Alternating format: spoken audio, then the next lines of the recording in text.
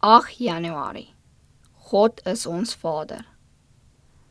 Ons is sy seuns en dogters. Ek sal julle aanneem en vir julle 'n vader wees, en julle sal my seuns en dogters wees, sê die Here, die Almagtige. 2 Korintiërs 6, vers 17 en 18.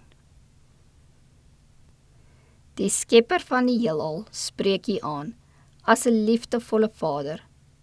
U hemelse Vader bied aan om U 'n lid van die koninklike gesin te maak, sodat U deur sy uitermate groot en kosbare beloftes 'n deelgenoot van die goddelike natuur kan wees.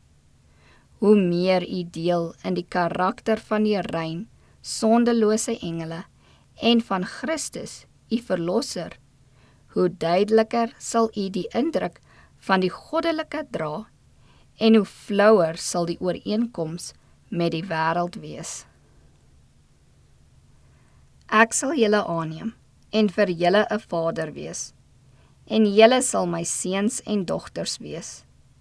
Watter belofte word hier gegee op voorwaarde van gehoorsaamheid? Hy beloof om 'n vader vir U te wees. O, watter verhouding is dit? Hoër en heiliger as enige aardse band.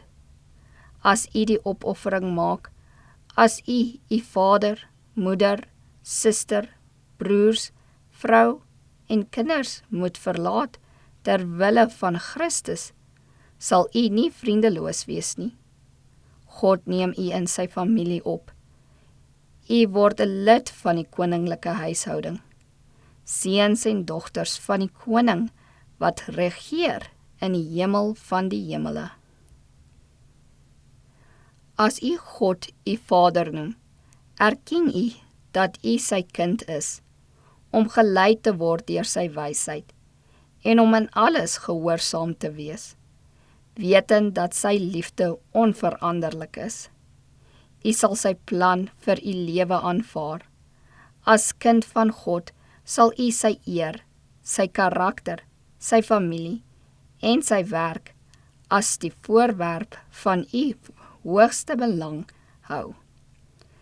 Dit sal U vreugde wees om U verhouding met U Vader en met elke lid van sy familie te erken en te eer. God is ons Vader, 'n liefdevolle ouer, besorgd oor sy geestelike kinders. Hy het homself verbind om die beskermheer, raadgewer, gids en vriend van almal wat hom gehoorsaam te wees.